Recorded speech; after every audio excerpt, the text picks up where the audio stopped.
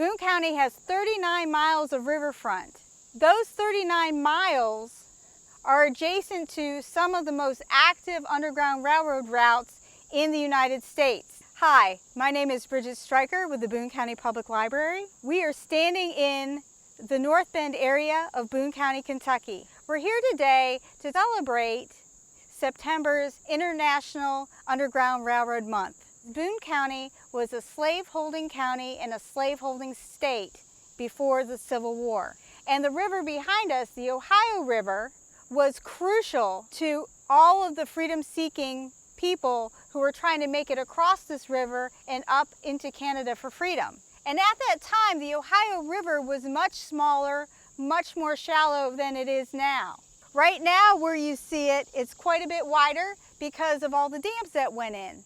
There were a lot of ferries across the river, and there were a lot of shallow places where it was easy to cross.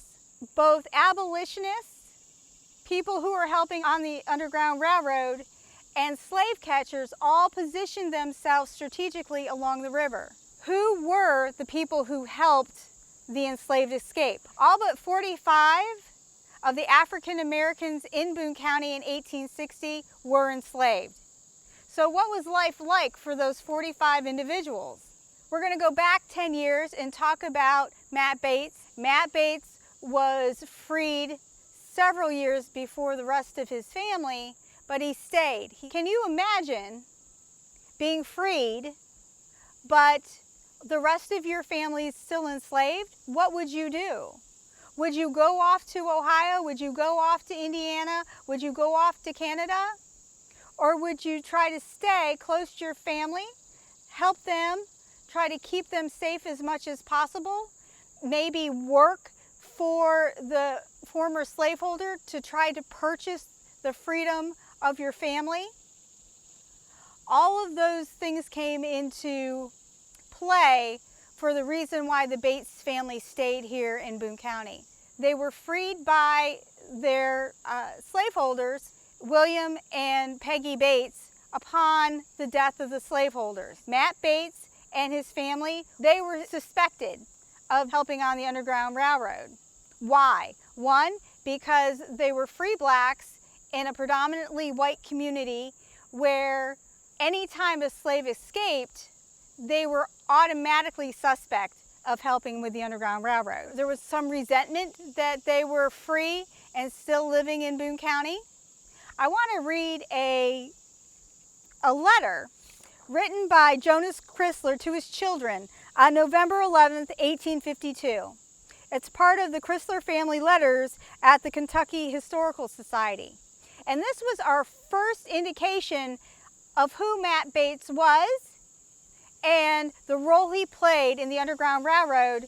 So Jonas Chrysler says to his kids on slaves, "There has been at least 30 ran off this fall, 14 at and about Burlington, and the rest about Petersburg.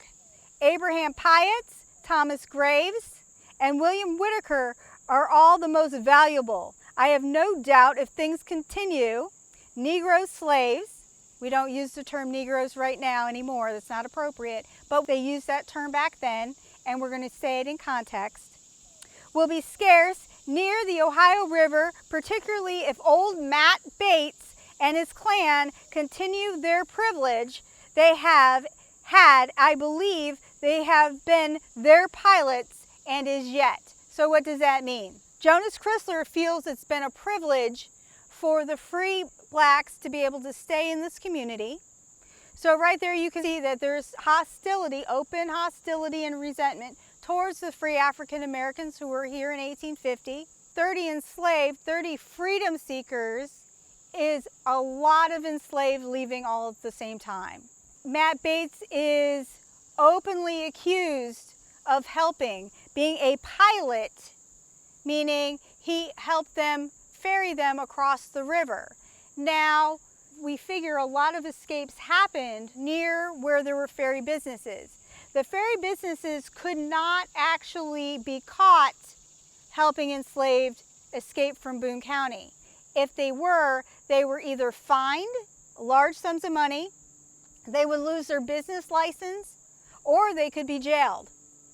So there was a high risk at helping enslaved escape Boone County, but people tried. Matt Bates didn't operate an actual ferry, but it seems that he did it anyway. We don't see him by 1860. In fact, around 1853, the family is no longer in the tax records for Boone County. We feel that the letter from Jonas Chrysler, it was common knowledge at that point. It was hard for Matt Bates to remain in the county and be safe. His family still had attachments here in Boone County, so they moved across the river into Ohio and Indiana. In some cases, they did it so they could continue to help with the struggle of freedom, and they are known conductors.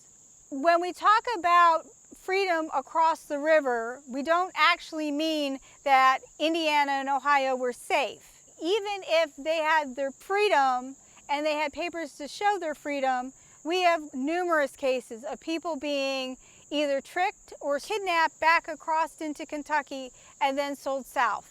Anyone harboring former enslaved freedom seekers they could be sued, they could be fined, they could be imprisoned, and again, they could lose their business. And for African Americans, it was a deadly proposition.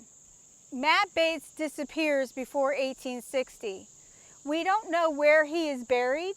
We think that he died. We think he actually died before 1860. And we do wonder if it was because of some circumstance, some retaliation, why they disappeared from the records. From about 1800 to 1865, we have well over 100 escapes from Boone County. In 1853, we have 28 leaving in April. We have 9 more leaving the following summer. And during that time, we believe that Matt Bates may have helped at least 60 people just in a matter of 6 to 8 months. All those people found freedom because Matt Bates and his family risked their lives. Thank you for joining us for International Underground Railroad History Month. On behalf of Boone County and all of our Network to Freedom affiliates, we thank you for joining us, and we encourage you to continue to research the history of both enslaved African Americans and the Underground Railroad.